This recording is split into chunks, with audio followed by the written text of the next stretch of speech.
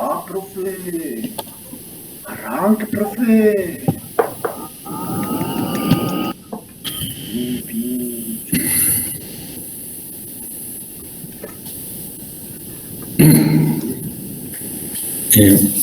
Vuelvo a repetir porque me están mandando por el chat que al final de esta clase va el interrogatorio de alimento voluminoso.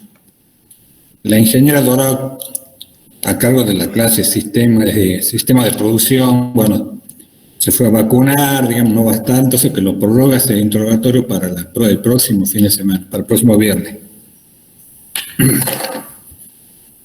Bueno.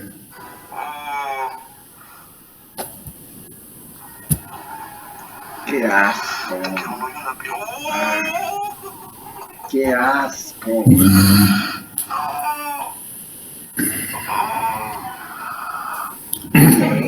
Bueno, aparentemente ya estamos todos. Voy a comenzar la clase de alimentos voluminosos. Dejé material bibliográfico en el aula virtual y esta clase también está colgada ahí. La dejé ayer para que puedan bajarla, verla. Lo mejor de los casos, recomiendo que la vean antes de comenzar la clase, ya estén empapados sobre el tema. En la primera parte, que es la clasificación de los alimentos, ahí está en la bibliografía, un cuadro que describe todo eso. Entonces, por lo que vamos a entrar directamente al alimento voluminoso.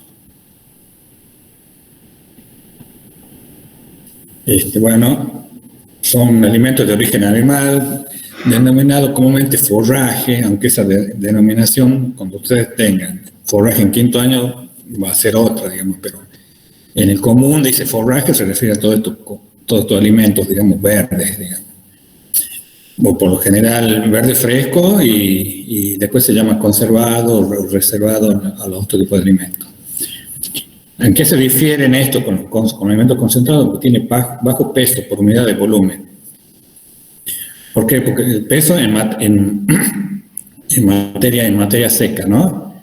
Porque puede tener mucho contenido de agua o puede tener contenido de aire. Ya vamos a ver eso. Tienen tenores menores, mayores de 18% de fibra bruta. Fibra bruta ya es un concepto viejo, se usa más esta denominación como fibra detergente neutra o FDN, que se refiere al contenido de la pared celular, a todo el contenido, que varía entre 45 y 80% del contenido de fibra detergente neutra. Esto está muy ligada a la digestibilidad. Cuando baja el contenido de fibra detergente neutra, aumenta la digestibilidad, digamos, en materia seca, ¿no? Y todos estos alimentos no superan el 70% de digestibilidad. En cambio, la mayoría de los alimentos concentrados superan el porcentaje del 70% de digestibilidad. Tampoco no supera la concentración energética de 2,5 megacalorías de energía metabólica sobre kilogramos de materia seca, ¿no? Tiene un alto porcentaje de materia seca de pared celular, que generalmente son celulosa, hemicelulosa, lignina y otros componentes. Y la lignina es completamente indigestible y encima a medida que maduran o que pasan el estado fisiológico de las plantas, llegan complejos con los hidratos de carbono, por lo que dificulta la digestibilidad. Entonces tenemos tres subgrupos dentro de lo voluminoso.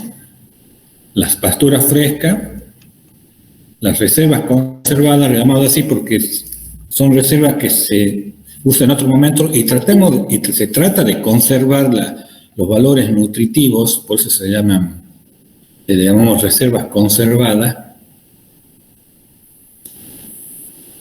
Y tenemos también llamadas reservas no conservadas, porque no conservan los valores nutricionales, cuando se la difiere, cuando se la pasa, ¿no? Que son las pajas, los rastrojos, o sea, los residuos de cosecha y pasturas diferidas.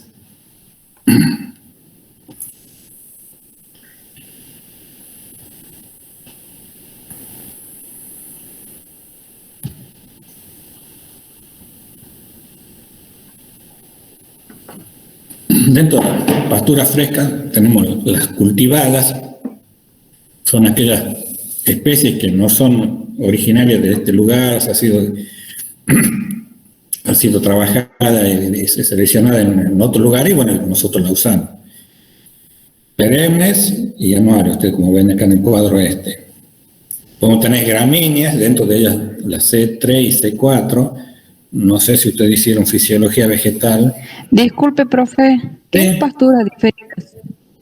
Diferidas son pasturas que yo dejo que pase todo el ciclo, que ya lo vamos a ver adelante. Dejo que pase todo el ciclo biológico, ya que está la pregunta, y la uso posteriormente a que pase el estado vegetativo reproductivo.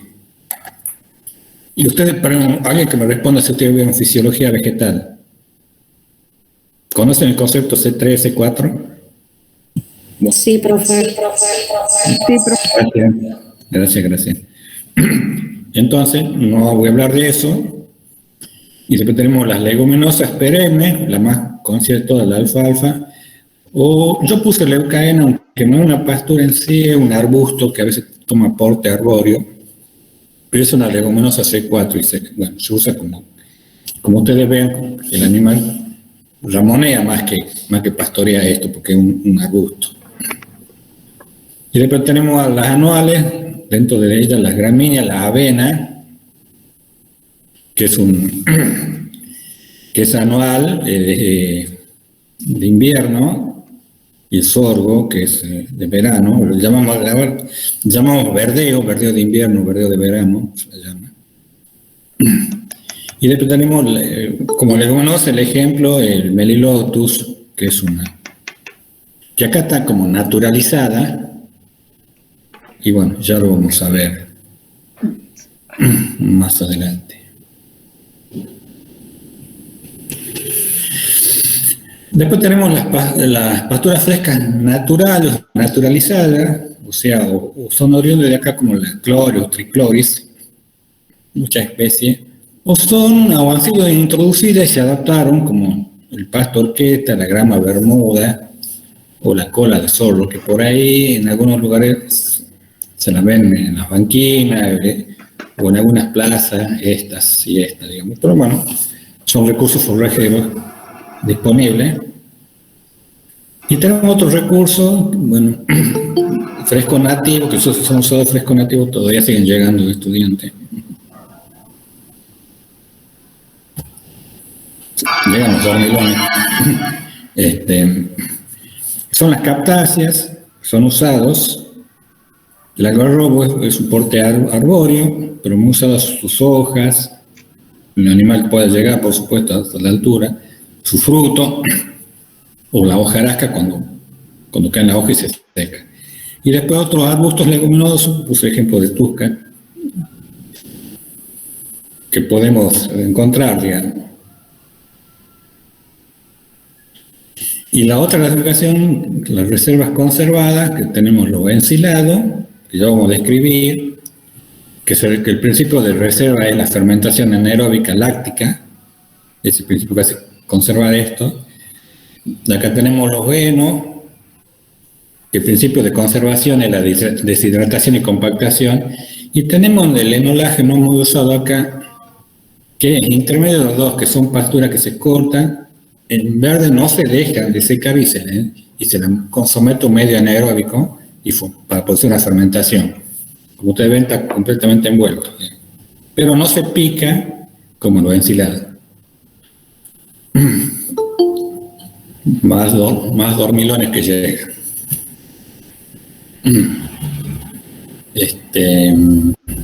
¿Dónde estábamos? Y después, bueno, las otras reservas que no se conservan el valor nutritivo cuando se las corta, como son las pajas, lo diferido, o pasturas diferidas, como dije recién, preguntando a una compañera. que se deja pasar el ciclo y se usa en pie, como ven en el estado seco, o los rastrojos de cosecha. También.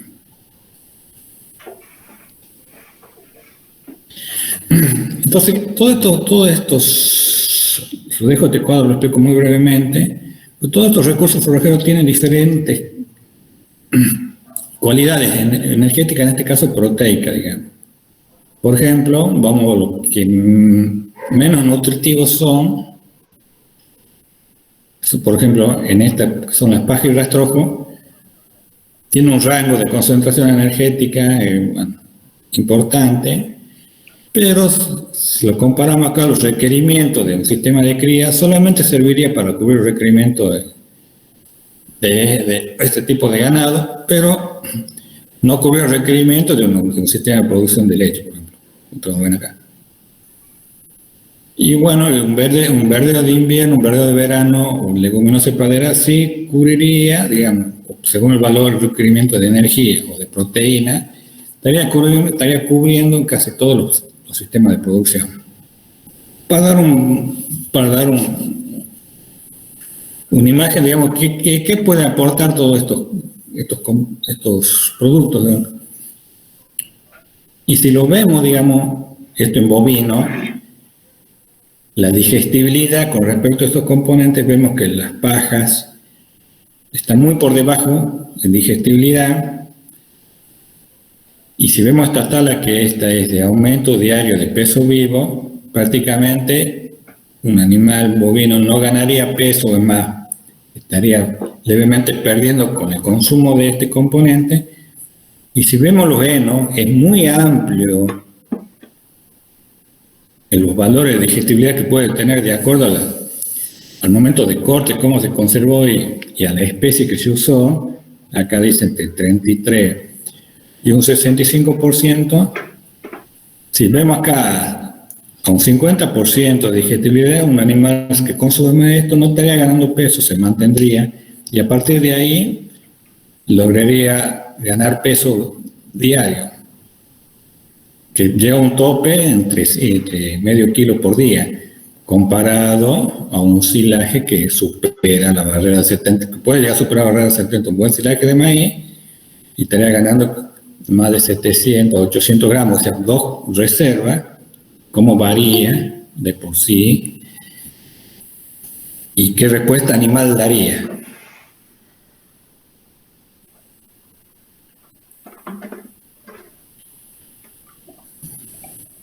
Dos que llegan tarde. Bueno, dejo este cuadro, que este cuadro está en la bibliografía dejada, en cual se ven los porcentajes, digamos, de los diferentes compuestos con respecto a la pared celular y a los componentes de los mismos, que sería esta, si lo vemos en este gráfico, y esta es la pared celular, lo que sería en completo la fibra detergente neutra. Con los valores nutritivos estaría más concentrado dentro del contenido celular, digamos.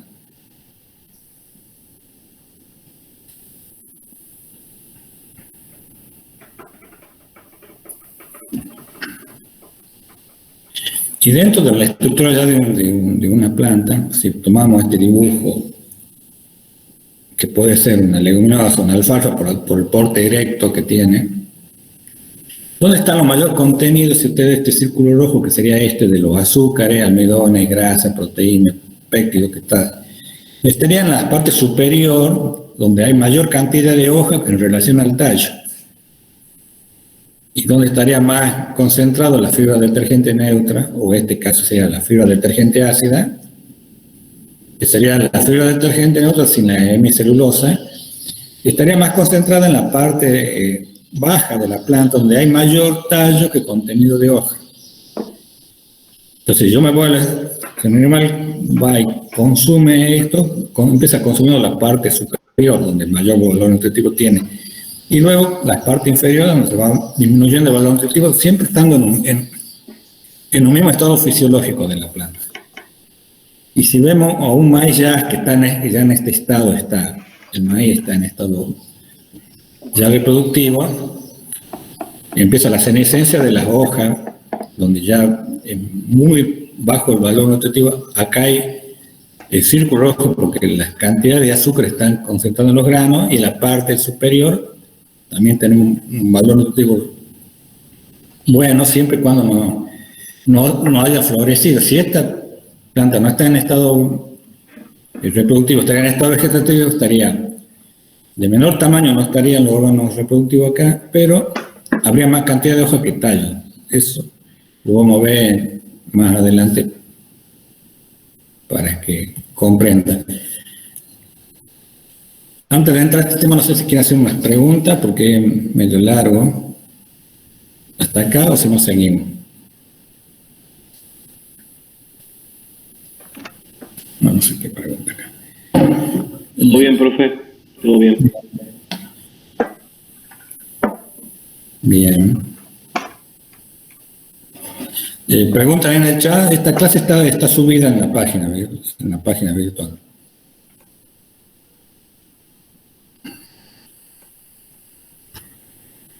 Bueno, continuamos con los valores nutricionales generales de las pasturas frescas.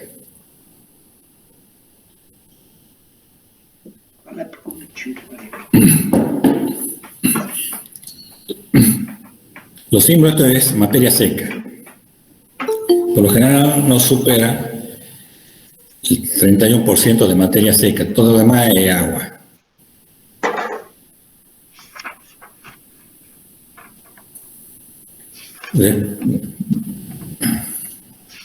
Después la concentración energética raramente supera el valor de 2,4, 2,5 megacalorías de energía metabólica. No llega a mayor de 23% de proteína, en especie. Estos valores los da generalmente la leguminosa. Si fuese una pastura megatérmica de gramínea, estaría 12%. Disculpen, los compañeros de ustedes que llegan tarde me hacen interrumpir para admitirlo. Bueno, son digestibilidades. Ustedes tratan de comparar, son los mismos que el anterior, pero estamos hablando solamente del rango de pastura fresca, ¿no? La digestibilidad no mayor de 68, por ahí dice 70%. Los rangos de fibra detergente nosotros ya hemos visto. Y este extracto etéreo, que son las grasas y aceites que puede tener, son valores muy bajos. Cuando yo, no ahora, pero cuando tomamos parcial, los valores de materia seca, energía, proteína, digestibilidad, se pregunta a veces, para el parcial, estudielo, hagan un cuadro como tipo este y compárenlo, y bueno, cualquier cosa, me lo preguntan en consulta. Y bueno, acá hay un cuadro que está se lo dejo acá. Los valores, por favor, de calcio y fósforo, ni yo lo sé, no los tengo bien. Memoria no lo voy a preguntar a ustedes. Tal vez a un zootecnista sí, pero a un agrónomo no. Pues ustedes ya vieron cuál es las características de una pastura, ya desde el punto de vista productivo, que sea de alta producción y calidad, bueno, los valores picos que ya hemos visto recién, digamos. Y que tenga una alta relación, ¿no? Que tengan en el momento del corte, por lo menos, que tengan mayor cantidad de hoja que tallo, ¿no? Porque en la hoja está más concentrados los nutrientes que en el tallo. Por supuesto, palatilidad se refiere a que se le apetece al animal que lo pueda comer, digamos, ¿sí? Que se adapte a las condiciones. La palatilidad se refiere a las condiciones climáticas y edáficas del lugar. Me pregunta que le había dicho recién que es extracto etéreo, ¿no? Extracto etéreo son las grasas y aceite, que en la pastura es muy bajo los valores, no así en algunos alimentos voluminosos concentrados, como ven en la próxima clase.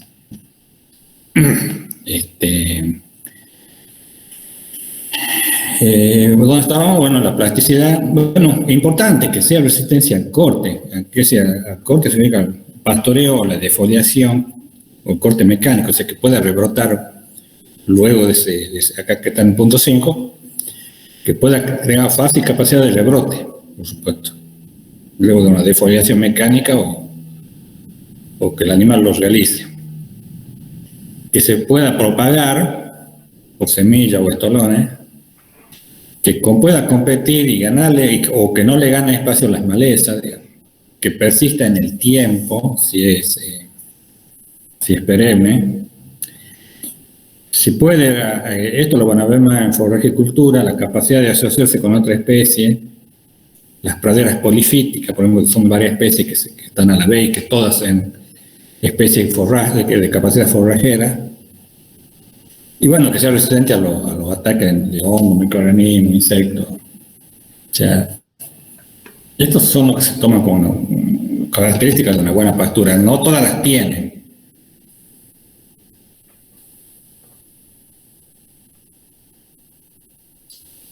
Bueno, acá está, si ustedes ya vieron lo que es el 364, les dejo algunas características que se pueden pedir, digamos, en un examen. Cuando se lo pida y ustedes pongan las características fisiológicas, que a veces le dan en fisiología, no va la respuesta, sino esta. O sea, ustedes saben que la C4 tiene mayor intensidad fotosintética, que son del rango de temperatura, pues alta, pues se llaman subtropical o tropicales. Una producción de forraje muy alta debido a esta alta capacidad fotosintética. Bueno, la calidad de forraje está más dada en la C3, digamos, calidad nutritiva se refiere. Por supuesto, hacer estas templadas resisten más a la baja temperatura que a la alta comparada con esta. Y un periodo vegetativo más largo que esta. Entonces, cuando se les pidan características o diferencia entre C4 son estas, y no me pongan valores de fisiología. Ese es el error que cometen muchos.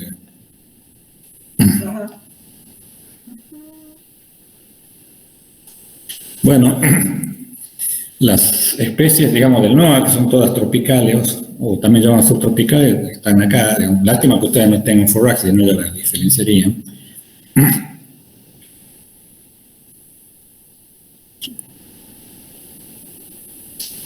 Bueno, el ciclo de la pastura megatérmica sigue digamos. Esta curva de producción de forraje no acumulado, sino por día, ¿no? Tipo una curva de campana de Gaff, significa que empieza a producir cantidad si acá si tuviera acá, sería un gráfico, estaría la cantidad de materia seca producida por día. Llega un momento en las megatérmicas que en el verano es la mayor cantidad de producción diaria que tiene una pastura, y luego va decreciendo, y bueno, cuando empieza el estado reproductivo. Ya no acumula, sino que toda esta masa que puedes tener más los fotosintéticos que puedes haber acumulado en el largo de la planta, la transfiere a las partes reproductivas. A nosotros que nos interesa es que todo esta cantidad de masa y fotosintato sea consumido por el animal. Entonces, ¿qué pasa? Si lo vemos esto en un gráfico, esta sería acumulada, o sea, la curva va ascendiendo en materia seca, pero si vemos acá, en materia seca digestible, es menor, acompaña en cierta parte, pero luego se produce, digamos, un amesetamiento y posteriormente una caída de la materia seca digestible. Y la digestibilidad va disminuyendo muy paulatinamente en el estado vegetativo, y cuando empieza a producir el estado reproductivo, bueno, sigue cayendo más. Ustedes ven, no sé si se ve bien abajo, bueno, es un alfalfa en vegetativo, inicio de floración y floración completa. En este periodo va cayendo la digestibilidad, aunque... Hola, buen día. Disculpe. Sí. Buen día.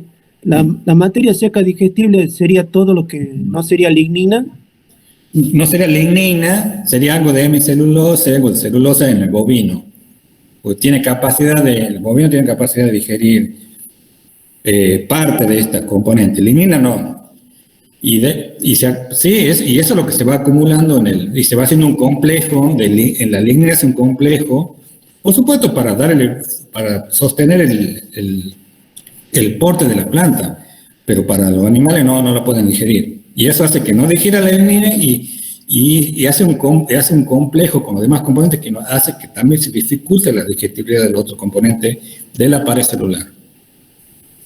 Bueno. Muy bien, gracias. No, por favor. Se lo escucha abajo, profesor. ¿Se lo escucha abajo? Sí. No, a ver. Y esta es la mejor máquina que tengo. ¿Se escucha bien ahí? Bueno. Ahí está. Seguimos. Es más de lo mismo, pero acá lo separa y le da valores.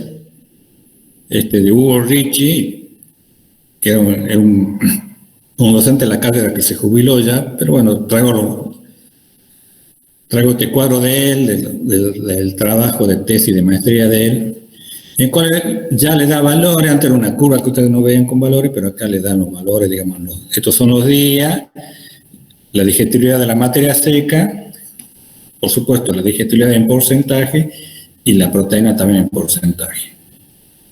Pero como va descendiendo, ya separa estado vegetativo y en estado reproductivo. Le da valores, para que sepan los valores. ¿Qué quiero hacer llegar a esto? Que hay un momento óptimo, apunta a que hay un momento óptimo en el cual la cantidad de materia seca y la cantidad de digestibilidad es óptimo para realizar un pastoreo, o para realizar un corte, para luego confeccionar reserva. Y ya lo vamos a ver cómo es en cada especie.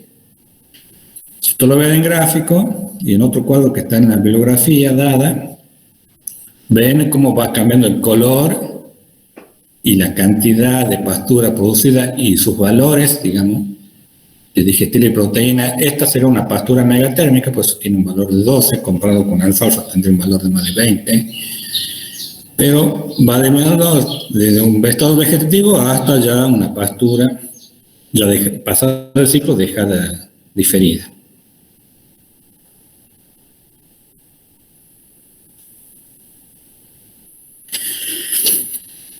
Entonces, volvemos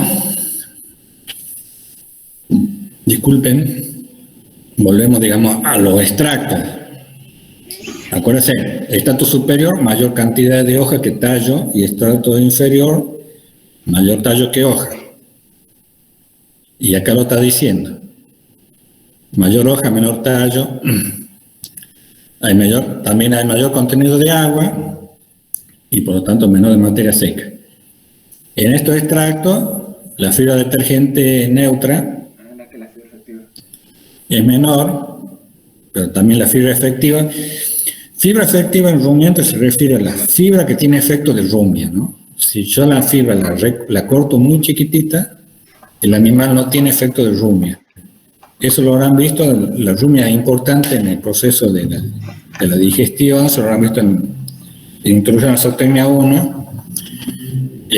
Por lo tanto, el corte, un valor de corte que no debe disminuirse, porque el animal rumé que sí ingiere, después vuelve por el movimiento antiperistáltico del esófago, vuelve a la boca, lo vuelve a masticar y lo vuelve a ingerir, y esa masticación hace que los componentes estén mayor masticado para hacer digestión, y la producción de saliva, que tiene muchas sales, tipo buffer, que hace mantener el pH controlado en el rumen, ¿no? Es muy complicado, pero si ustedes repasan un poco de la fisiología de la digestión, lo van a entender. Entonces, acá están los valores, mayor valor nutritivo, acá están los valores menor nutritivo. ¿Qué hace el animal? El animal come por extracto. Come el extracto superior, luego el extracto medio y luego el extracto inferior. ¿Hasta qué punto? Si hay un rebrote, que no me come el rebrote. Entonces, ¿cuál es el momento óptimo de corte de esta pastura tipo alfalfa? cuando tenga un valor menor a 10% de floración, donde la pastura está en un estado ya entrando al reproductivo, pero lo que llaman acá la corona, en ese estado tiene una mayor cantidad de reserva de nutrientes. Si yo la hago cortar acá, este rebrote se va a nutrir de la que le llaman corona, este engrosamiento del tallo en la parte superficial del suelo. Entonces, el animal me come un extracto con mayor valor digestivo y la pastura no va a rebrotar más rápidamente. O sea, yo el próximo corte lo tengo en un corto periodo. Y si rebrote, pero si en el caso se llama del invierno, no llegó al 10%, pero el rebrote ya está más de 5 centímetros, también otro que le llama inicio del rebrote basal es otro indicativo de realizar el corte. Porque si yo dejo que el rebrote se vaya a altura, me va a cortar el animal o las cuchillas, me van a cortar la pastura y el rebrote. Y ahí me va a dificultar en el rebrote posterior, va a demorar muy día y a lo largo del año no voy a tener una buena producción de pastura. Pregúntate acá, que puede ser medio dificultoso el tema, más si no tengo forraje. Si no sigo con las pasturas de tipo gramínea. Lo mismo, digamos, el extracto superior en la parte de mayor digestibilidad, el extracto inferior, aunque esto es tipo roseta, puede haber un pequeño tallo acá, o no, pero si esto llega a pasar al estado reproductivo, se empieza a elongar el tallo, y como ve una hoja, una sola hoja arriba de la demás, le llaman hoja bandera. Entonces, para realizar un buen corte y un buen rebrote, lo cortamos en estado fenológico antes que veamos la hoja bandera. Por ahí, en forraje lo van a decir en hoja bandera, acepto. O mejor es antes de hoja bandera. Ahora, si me dice el momento de corte de tallo es cuando ya salió la flor, bueno, ya no es buena, ya no está bien respondida a la pregunta. Y si está en estado antes que pasa la hoja bandera, generalmente este estado muere, estado de hoja muerta o en estado de senescencia, se produce ya más cuando pasa el estado reproductivo de la planta.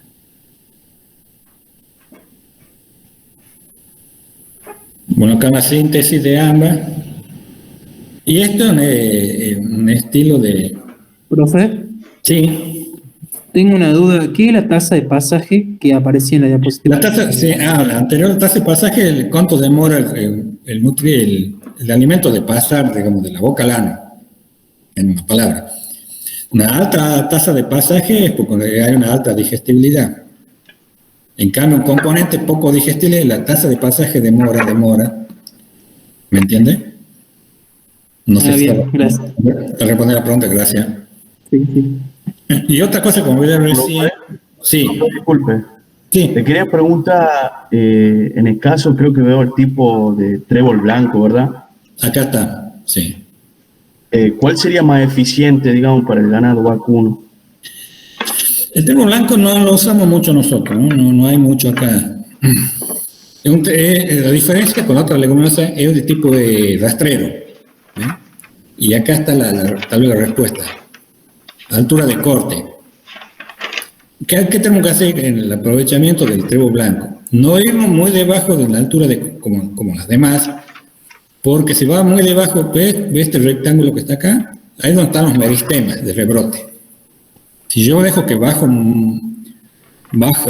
esta altura de corte, la hago o hace un animal de presión de selección baja mucho, me va a comer en el trébol blanco, en cualquier estado, los meristemas apicales. Por ejemplo, comparo con la alfalfa. La alfalfa, los meristemas apicales están arriba siempre. En cualquier momento que haga el corte usted, me va a comer el meristema apical, pero tiene esto que llama la corona, que es la reserva. O sea, como esto me va a comer en cualquier momento, los meristemas apicales, sí o sí va a rebrotar por corona. siempre y cuando no corte estos rebrotes, digamos. ¿Ves? La altura de corte trata que esté por arriba del rebrote basal, que no me toque la corona, pero irremediablemente siempre me come los meristemas apicales. En cambio, en la UTV acá, gramínea, estado vegetativo reproductivo. Antes que produzca la hoja bandera, yo le hago el corte. Siempre y cuando no bajen mucho para que no me coman los meristemas apicales que están acá, en la base de la planta tipo roseta o macollo, perdón. En cambio, si yo corto en estado, cuando se produce la hoja bandera, los meristemas apicales empiezan a ascender y asciende tanto que el animal lo consume. ¿Qué pasa si el animal consume el meristema apical? No quiere decir que la planta no pueda rebrotar. Sí rebrota, pero va a demorar mucho más días. Entonces, sumado a lo anterior, hay que ver dónde están los meristemas apicales en el momento de corte, de acuerdo a la especie. ¿Está comprendido? Sí, profe, gracias, ¿no? No, de nada. Sí, profesor. Gracias. Vamos a la parte de la cosecha de pastura.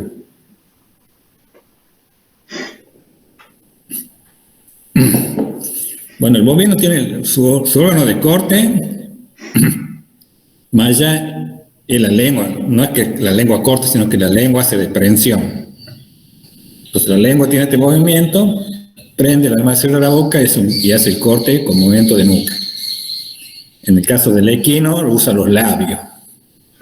¿Me entiendes? Pero, y este es un corte, puede ser por cuchilla o cizalla, ¿no? Mejor es la cizalla que corta más porque la cuchilla produce un daño, digamos. Entonces, tenemos los dos tipos de corte. Usted ve, la lengua, el animal usa la lengua para prensión, toma una superficie, un área, se le introduce la boca, cierra y corta con el movimiento de su. Acuérdense que el rumiante no tiene incisivos superiores, tiene inferiores, no tienen esto. Entonces el animal muerde lo incisivo con la parte superior que no tiene incisivo y con la cabeza corta. Entonces corta un volumen. Si esta pastura fuera pequeña, el animal tendría que realizar muchos cortes a lo largo del día para poder alimentarse. En cambio, si tiene lo que se llama la arquitectura de la pastura, es una pastura que tiene usted ve que esto es una alfalfa, que no se le ve, digamos, flores, las flores, digamos. Entonces el animal corta y come el primer extracto. Después puede comer el segundo, es un animal muy eficiente en el uso de energía. El animal va caminando y cortando todo el extracto superior, y si el pastoreo es muy intensivo, después vuelve y corta todo el extracto inferior. El animal tal vez no sepa de nutrición, pero lo usa, los conocimientos. Sabe muy bien lo que es nutritivo o no. Hasta ya, si tiene es muy alta el porte, hay varios extractos, pero cada vez que va bajando el extracto, el volumen de corte es menor. Y también los valores nutricionales. Entonces, ¿qué es lo que es un sistema de pastoreo? Yo puedo tener uno continuo, no sé si se ven, pero ustedes pueden agrandarlo, digamos, cuando tengan el material. ¿Qué hace? ¿Qué significa esto? Esto significa que el animal puede estar todo el año o toda una estación en un mismo potrero y come todo ese tiempo. Depende de la carga del esto, el animal hace selectividad. Volviendo a la anterior, ¿no? El animal va a tratar de comer todo este extracto. Esto no, porque siempre va a haber este volumen. Volvamos a esta. Siempre tenemos, acá no necesita otra característica, acá no necesita mucha mano de obra, mucha infraestructura. El animal está ahí, come y selecciona la parte superior. Siempre tenemos el pastoreo alternado, entonces una superficie yo la separo en dos, una come y la otra, si ya comió acá, rebrota, le doy tiempo para que esto rebrote. Si esto rebrotó, lo traslado al animal para acá. Entonces ya el animal ya no me está seleccionando como él quiere, yo ya lo obligo a que vaya disminuyendo los extractos. Después tenemos el pastoreo rotacional intensivo, en los cuales yo uso a la superficie, la uso en bastante potrero, lo subdivido en muchas, entonces hago que el animal, yo lo obligo al animal que me coma hasta el extracto inferior y lo paso. Hago lo mismo de un pastoreo muy intensivo y muy profundo con respecto a los extractos, y yo lo hago obligar al animal. Entonces yo aprovecho mayor toda la arquitectura de la pastura y dejo tiempo para que rebrote las otras partes. Y luego tenemos el pastoreo mecánico, bueno, el animal está encerrado y yo... Sí. Y para el pastoreo rotacional la carga de animales tiene que ser mayor, ¿verdad? Siempre yo con ese sistema obligo a tener mayor carga. Pero eso hay que controlarlo. Entonces esto requiere mayor infraestructura, mayor control, porque no vaya a ser porque lo hagamos muy intensivo y comamos los estratos inferiores cuando se va a producir rebrote o daño, porque eso se daña la persistencia de la pastura en el tiempo.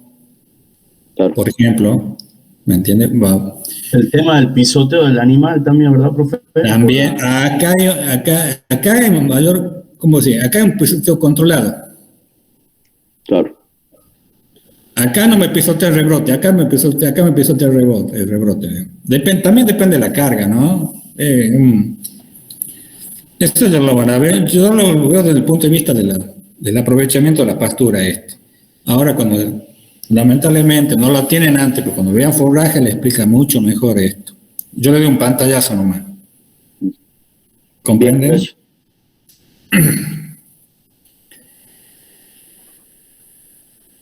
Entonces ustedes vemos qué sistema es este. Sería un continuo, ¿eh? Esto es un alternado y esto por franja sería un sistema intensivo, le llama rotacional intensivo, tiene varios nombres. Por lo que se ve, por lo que se puede apreciar, esto es un alternado, porque acá ya hay una subdivisión de un eléctrico, ¿eh? Con solo por un par de eléctricos, comen acá y del otro lado dejo el rebrote que surja. Este puede ser un intensivo por la poca superficie y la cantidad de animales que hay. Esto es extensivo, ¿ves? Hay dos hembras en recría, una amplia superficie y un abundante volumen de pastura. Esto ya es... Disculpe.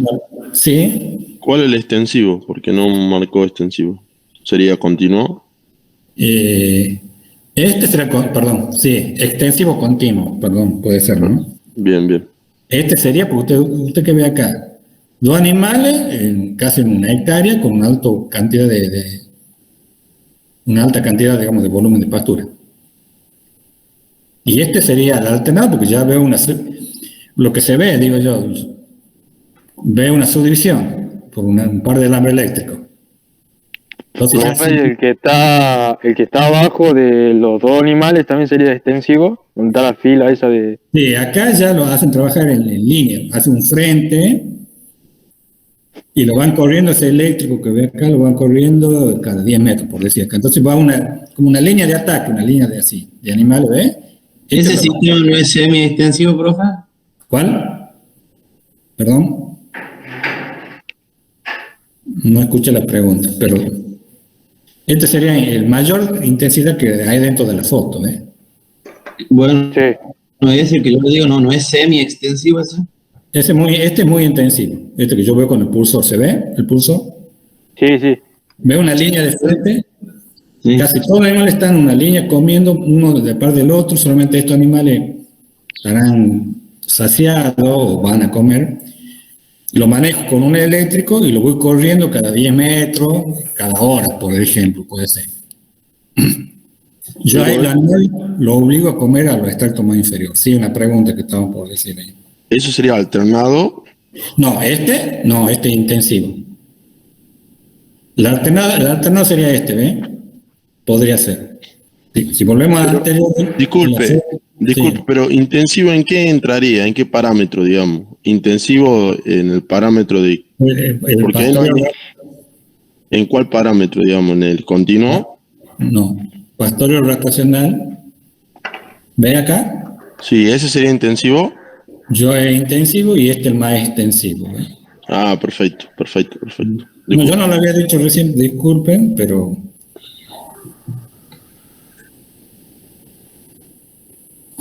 ¿Continuamos? ¿Alguna pregunta sobre esto? No, sigue nomás. Bueno, gracias.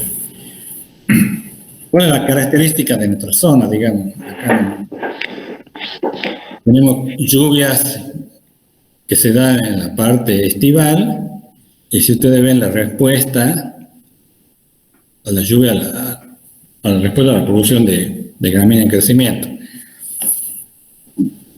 ¿Y qué tenemos?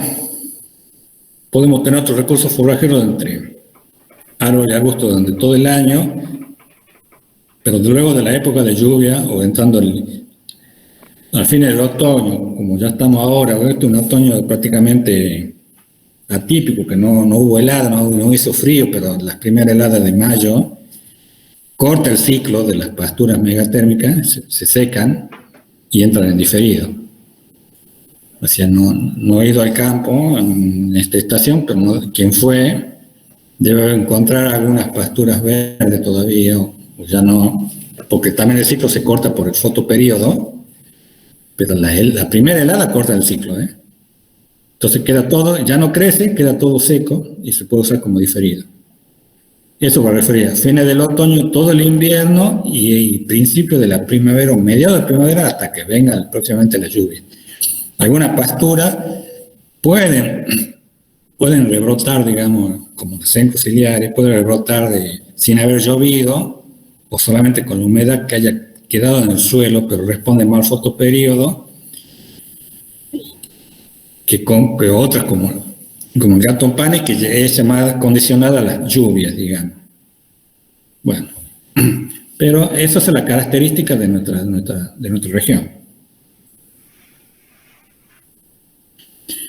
Esta, en cambio, es una típica curva de una alfalfa. Generalmente ustedes esta curva la van a ver en la pampa, en cuales hay dos picos en el año, digamos, en primavera y en otoño. Allá digo yo, porque acá en otoño no se vería esto, se sería en secano, porque casi llueve poco en otoño en volumen de precipitación.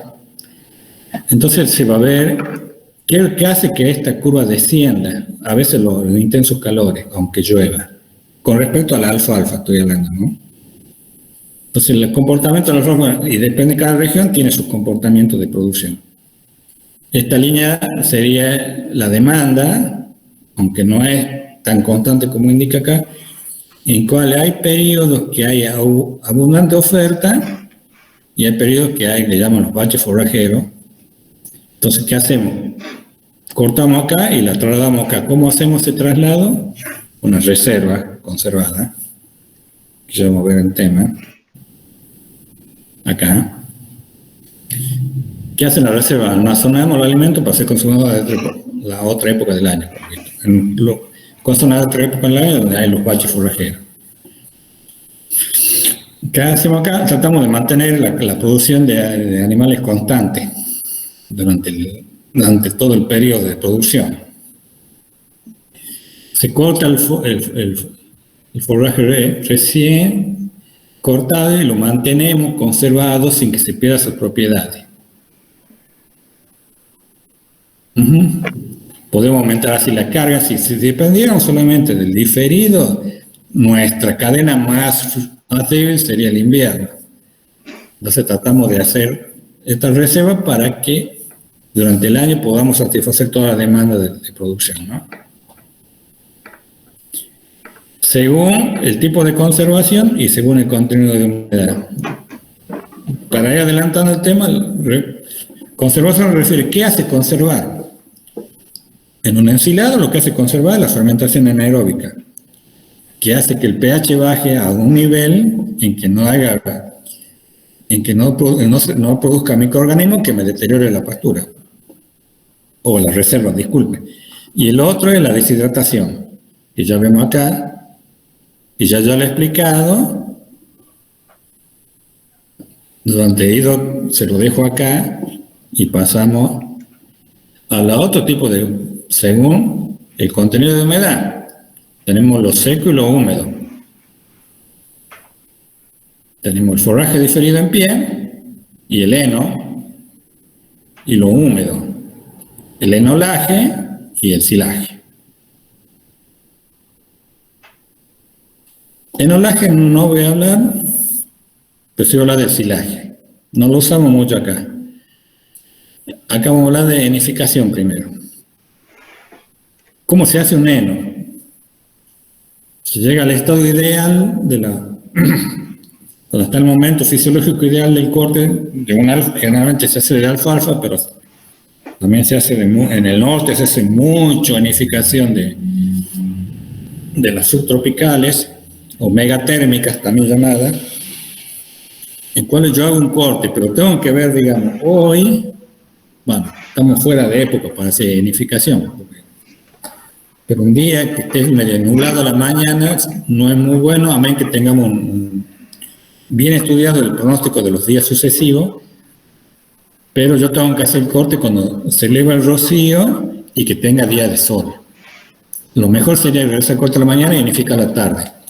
Entonces yo tengo que hacer descender la humedad durante el transcurso del día. La única forma de hacerlo es con día soleado. Bueno, y de acá vemos este cuadro que a medida que voy bajando la altura de corte, por supuesto que voy aumentando la cantidad de materia seca enificada, pero también me va bajando la digestibilidad de la pastura que se va a enificar. Entonces se hace el corte, la máquina hace corte y hace las líneas, digamos, y después yo la tengo que dar vuelta para que se vaya dándole el sol. Estos son cuchillas, y acá en este caso para la alfalfa son dos prensas se prensa la alfalfa, en el caso de la alfalfa, porque el tallo y la hoja, eso se llama acondicionamiento, si no la acondiciono, no la aprieto, el periodo de seca de la hoja y del tallo va a ser diferente. Entonces esto rompe el tallo, lo expone al medio, entonces trato de que se sequen los dos juntos. Porque si yo espero que se seque solamente la hoja, enifico, está bien, pero el tallo me queda húmedo, me puede proliferar hongo. Y al revés, el tallo demora más. Si yo espero que se seque el tallo, la hoja se reseca, y cuando enifico, se me cae la hoja por los movimientos, golpes que puedan tener. Entonces yo uso esto, un acondicionador. Entonces el acondicionador está dentro de la máquina corta, acondiciona y me hace esta línea.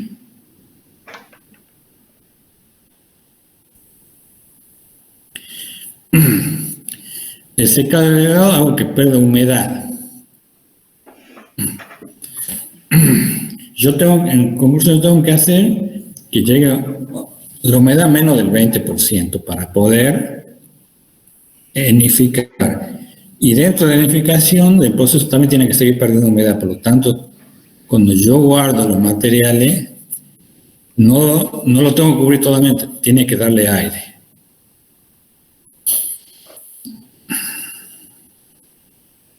Entonces, esto es una mala parva, que se hace de una pastura, bueno, una pastura, ¿cómo se llama? Una gramínea. Estos me hacen que estas pequeñas líneas la concentro en una y le doy vuelta para que se seque la parte inferior de estos rastrillos tipo solares.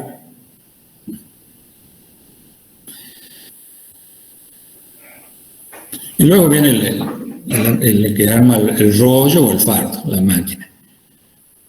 O sea, cuando tengo que tener un mínimo, un máximo de 20% de humedad para que haga el proceso. Entonces, ¿qué es el proceso? Bueno, apresiona, o me hace el fardo o me hace los rollos y los dejo ahí. luego esto lo tengo que recolectar, se van a cansar de ver rollo en el campo, y después viene el rebrote, y después me molesta esto para el próximo corte. Entonces lo mejor sería guardarlo. Lo mejor es guardarlo bajo un galpón. Cuesta mucho hacer un rollo. Pero si no tuviera, lo pongo en una zona alta para que no se me encharque acá y lo dejo a medio tapar para que se siga areando y bajando la humedad.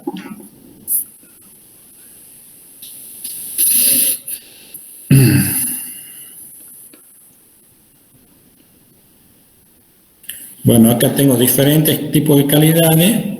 Esto se refiere a estos valores de proteína, solamente los da un faro de alfalfa. Pues yo tengo que tener muy alta la mayor cantidad de digestibilidad posible y la menor cantidad de fibra detergente neutra. Y el color te dice cómo se reserva. Un buen, excelente color acá. En cambio, esto ya de medio pelo. Perdió porque se pierde tanto proteína como digestibilidad, que está muy ligada a la energía. Y luego también después viene esto ya de puro palo,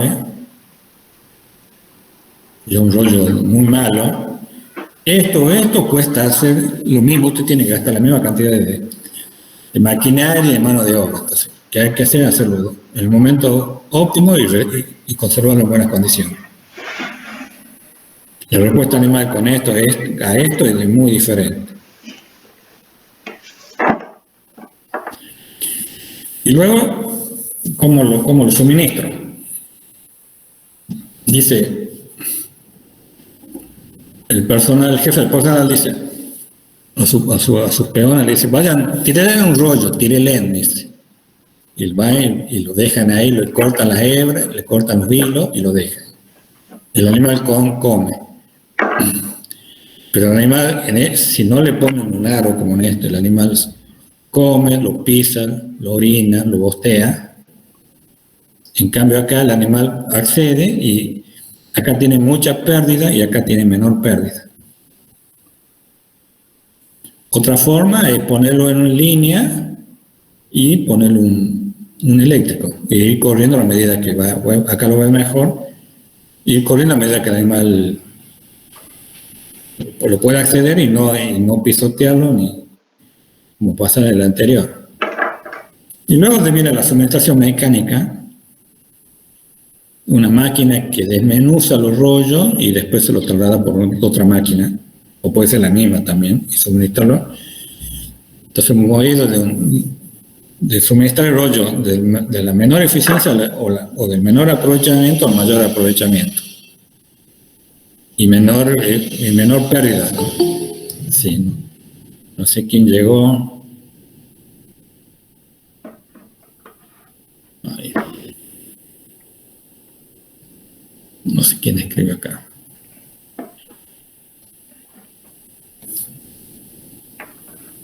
Bien.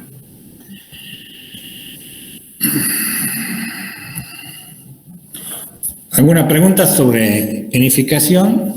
Para pasar a la otra reserva, que es el ensilado. ¿No? No, profesor. Bien, continuamos. ¿Qué es el ensilado? Repasamos. Por humedad es una reserva húmeda. En cambio, la anterior era una reserva seca. Esta en base a la fermentación anaeróbica. La otra por la deshidratación. Entonces, ¿qué hace la máquina al principio? En estado óptimo, en el caso esto es maíz o puede ser de sorgo, también se hace ensilado de ¿cómo se llama? De alfalfa, pero tiene sus problemas, porque no tiene mucho hidrato de carbono, entonces el proceso de fermentación es más complejo. Este es un proceso de fermentación simple. ¿Cuándo es el momento óptimo de corte en este tipo? El momento de corte es cuando ya está en estado reproductivo, porque yo trato de ensilar los granos que hay dentro de él. Entonces ya está en reproductivo. Entonces yo tengo que agarrar, pelar la mazorca y ver en estado lechoso y pastoso, dice que un estado óptimo. Otros dicen, no, bueno, cuando tenga un valor de 33%, vos haces un corte, lo pones en estufa y ve la humedad. O materia seca, viceversa, como quiera. Pues si vamos a hablar de materia seca, tiene que tener mayor del 33% en un momento óptimo.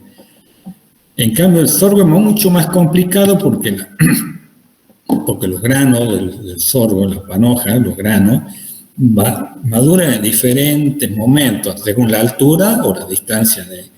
Va madurando de arriba hacia abajo. Entonces, encontrar un momento óptimo es más difícil. Entonces, ¿qué se usa? Un método de cortar, picar, poner estufa e ir controlando cómo va aumentando la materia seca. También en este caso, cuando pasa un 33% o un 35%, si usted tiene la maquinaria en el campo, pongan un 35%. O si usted la tiene que contratar, llamen al tipo cuando pasen el 30% hasta que venga el contratista, ya va a llegar a un 33% o un 35%. Bueno, eso es cancha, digamos. Entonces, ¿qué hace? Momento óptimo de corto. Corta, pico y traslada un camión y este camión va a la zona donde va a ser depositado, donde se compacta. Este picado hace liberar mucho los hidratos de carbono o los azúcares simples, que ese azúcar simple se va a transformar en ácido láctico, en un medio anaeróbico que me va a hacer ayudar a la conservación. Profe, Sí. una consulta. Sí. Digamos, el ensilado aporta la materia, digamos, ¿cómo sería esto? Materia, digamos, microbiana para el animal, ¿verdad? Proteína microbiana, perdón. No. Yo le explico, perfecto. Este aporta mucha energía, un aporte energético porque tiene un 8 o un 10% de proteína. Las bacterias lo que hacen es producir la fermentación, lo que a mí me importa a mí. Las bacterias lácticas, las que me importan, están acá, o el contratista te la suministra también para ayudar a que el proceso sea más rápido. Porque la fermentación va de una fermentación butírica primero, después viene una fermentación láctica. ¿Qué hace la fermentación? Primero las bacterias que están, o las suministro yo para hacer más rápido el proceso, y luego los hidratos de carbono o azúcares simples que están en la planta. Entonces yo acá, al picar, hago que liberen los jugos, y donde están los azúcares simples, solubles, entonces la bacteria consumen en un medio anaeróbico, la consume y hace la fermentación láctica. Y eso me hace bajar un pH hasta 4 y mueren todos los microorganismos, inclusive hasta las mismas bacterias lácticas, y ahí el proceso se estabiliza. Eso me hace que todos los nutrientes se conserven. ¿Comprendido? Bien, profe, gracias.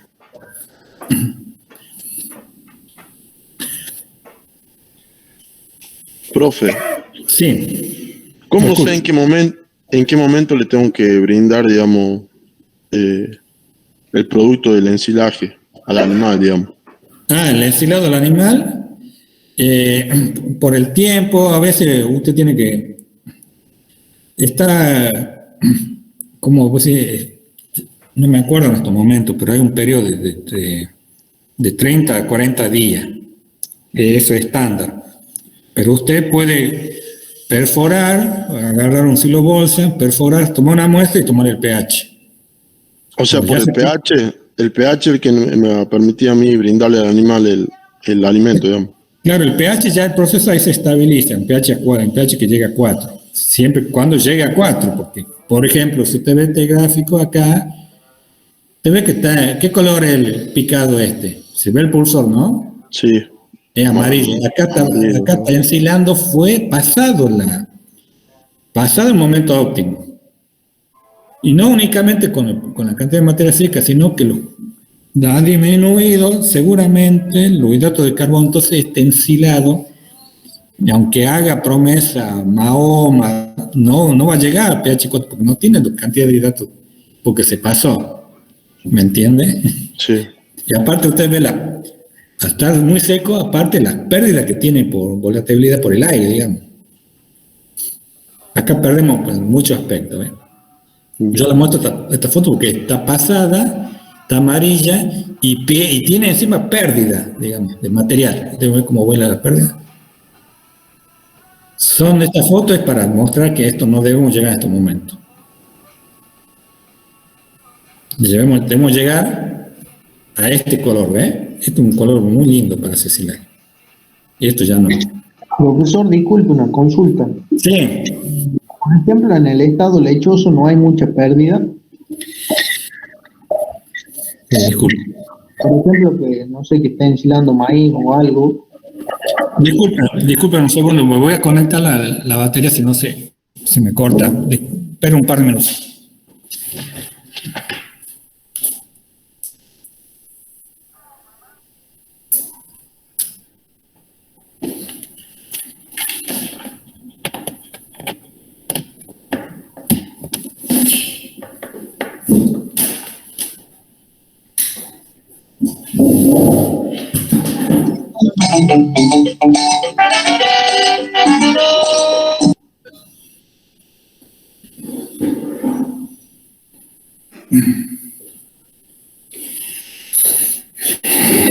Bueno, sí, acá estoy.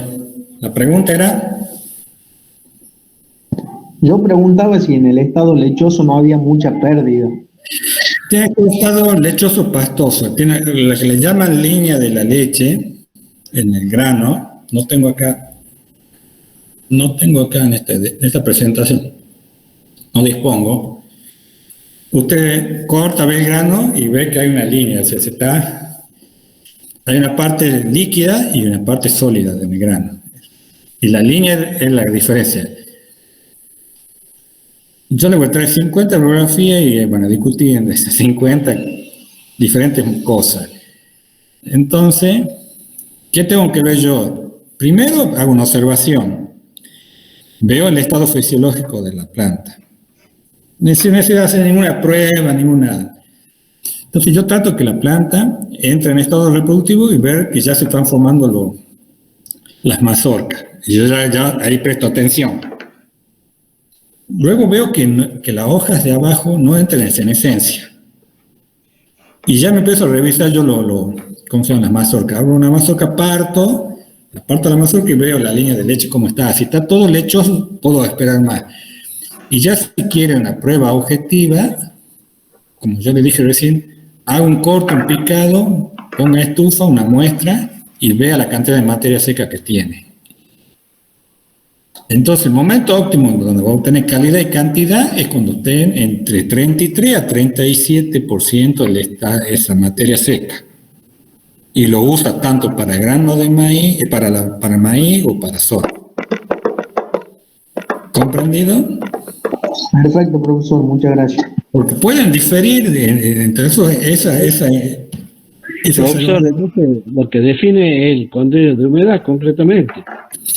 Sí, define el contenido de humedad, porque yo lo que tengo que hacer acá es incorporar la mayor cantidad de materia seca y la mayor, como la pastura, y la mayor valor nutritivo de la misma.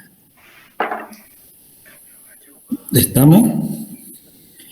Entonces, en ese rango de materia seca está el rango del valor nutritivo.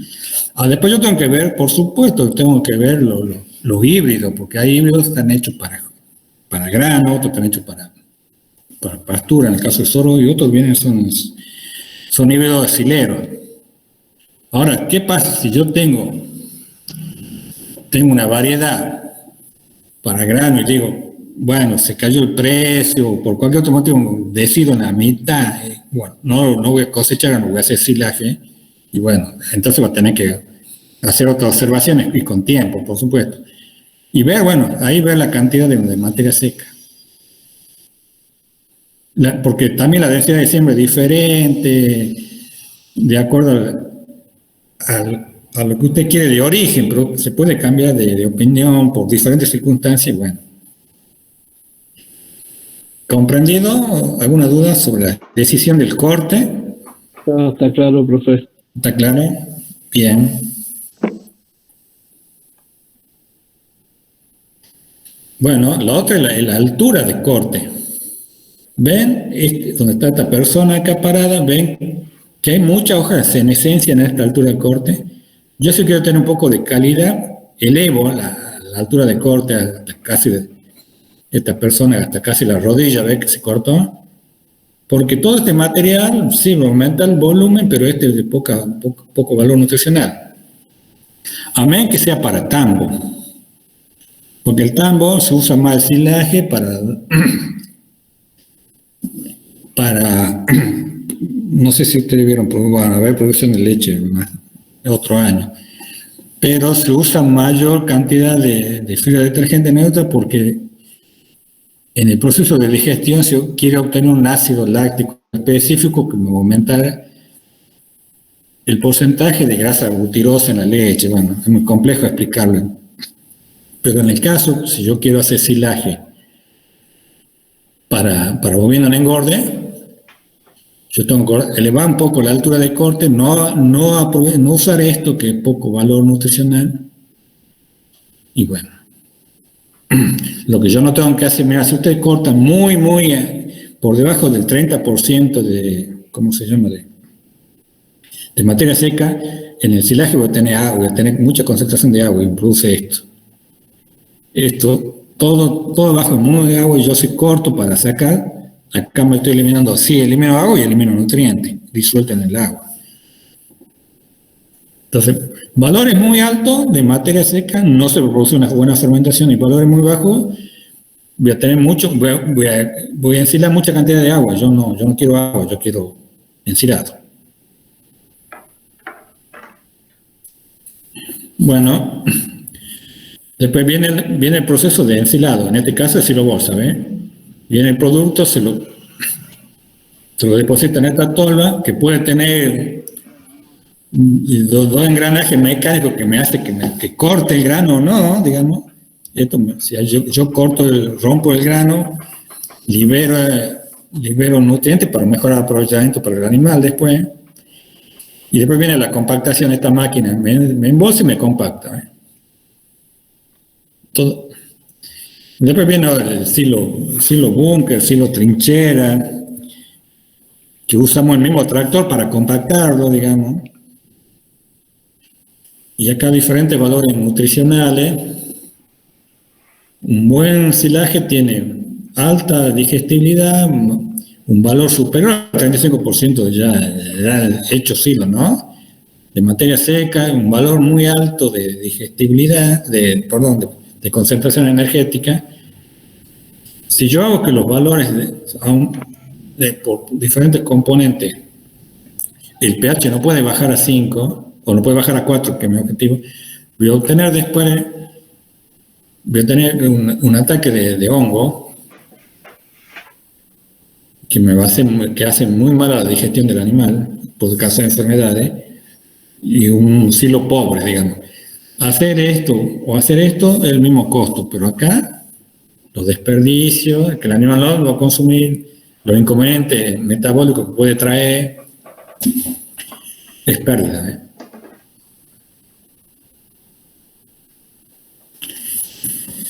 Y pasemos al consumo, digamos, como el suministro, si es que no hay más preguntas en el proceso de producción, digamos. Puede ser voluntario, ¿ves? El animal yo le dejo el silo bolsa y que el animal ingrese cuando quiere y coma cuando quiera.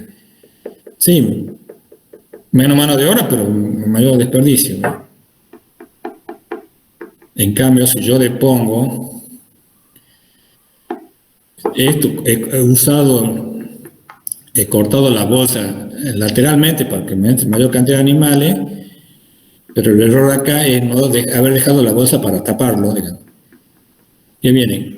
Abierto la bolsa, viene un personal, corta y lo acerca al animal. Y el animal come, no llega acá, no me llena de bosta, no me pisotea, no me orina. Pero acá debe haber dejado la bolsa, por lo menos para taparla en la noche. O corto en el extremo, le pongo una verja. Esto sí, me entra poco número de animales, pero el animal entra, la cabeza nomás no ingresa adentro, no me come, no no juegue con alimentos, no me desperdicie, el animal come y se va. Todo este consumo voluntario, ¿eh? Debe venir, bueno, el consumo mecanizado, en que no entra el animal al silo bolsa o al silo puente, entra la máquina, carga el ensilado, después usa los otros componentes para armar una ración totalmente mezclada y la distribuye y le da a los animales, bueno, en este caso están confinados, ¿eh? Acá ve un ensilado, este ensilado de sorgo o de maíz, y que se le agregó un grano de maíz aparte y los demás componentes de la ración. Y en este caso, donde yo trabajé en este caso, son vaquillonas recreadas que le doy ensilado y un speller de un producto proteico, porque yo a este animal no quería engordar, sino que crezca. Entonces necesita alto volumen de ensilado con algunos correctores minerales y proteínas. Y acá les dejo algunos valores, pero yo prefiero que tomen los valores anteriores, porque estos valores ustedes ven dónde está la concentración energética, son relativamente bajos, y son relativamente bajos los valores en esta tabla de las materias secas. Ya hemos dicho que lo mejor sería que supere el 33%, ¿ven? Son valores bajos. Esto lo dejo ahí, están las otras tablas en esta presentación o están en esta tabla en la bibliografía de Java. Profesor. Sí. ¿Cuánto tiempo podemos guardar un silo? Mucho tiempo. Mucho hasta... Antes la gente, los primeros ensilados se lo enterraba. Se lo tapaba, se lo cavaban, se hacía un pozo, se cavaba, se tapaba. Y se retapó mucho, ahí sí lo que se encontró mucho tiempo y se encontró en buenas condiciones, ¿no? La condición es tener una buena condición en que no le infiltre nada. El silo bolsa es una herramienta muy actual, muy buena, siempre y cuando no se rompa la bolsa, no te la rompan, porque después vienen los animales que andan por ahí rompiendo bolsa. Esos armadillos que hacen túneles que te rompen la bolsa. Pero puede durar mucho tiempo. Puede dejar 2 años si quiere. Siempre y cuando lo haya hecho bien y lo haya controlado bien y lo haya cuidado bien.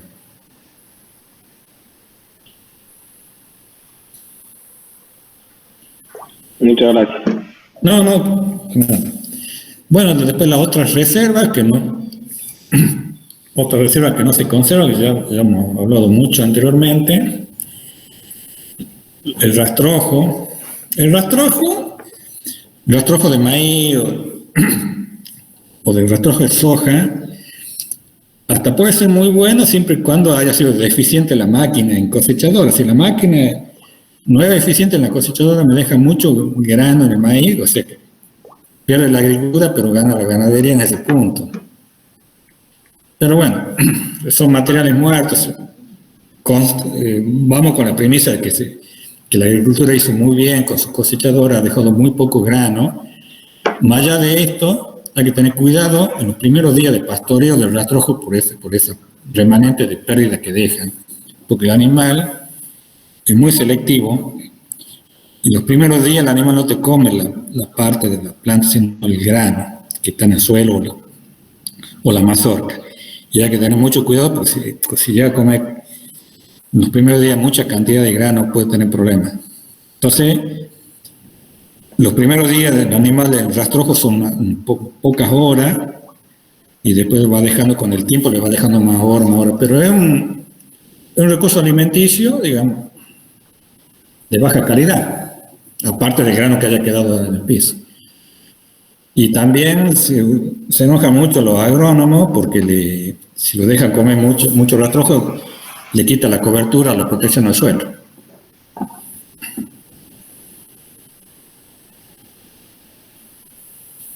Después están los diferidos, una pastura megatérmica diferido o un pastizal diferido.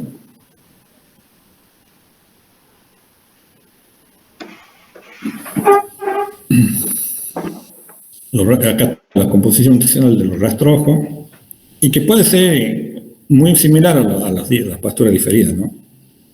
Solamente que los valores energéticos son un poquito mayor.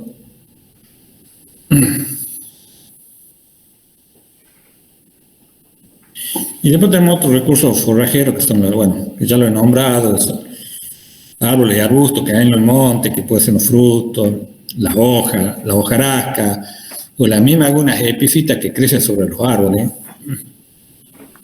Es un recurso muy usado por los animales en el monte. Y después, bueno, los arbustos, árboles que son usados, son cultivados porque están en línea taleucaena, que acá lo usan antes que se transforme en un arbusto o un porte arbóreo para que se lo aproveche mejor. Si se llega a elevarse esto, se viene una máquina, lo corta, ve que lo tiene regulando la altura para que el animal lo pueda consumir. Por supuesto, asociada con otra pastura, que tiene una leguminosa, asociada con una gramínea. ¿Ve? Y bueno, si no hay más preguntas, o quieren hacerme unas preguntas.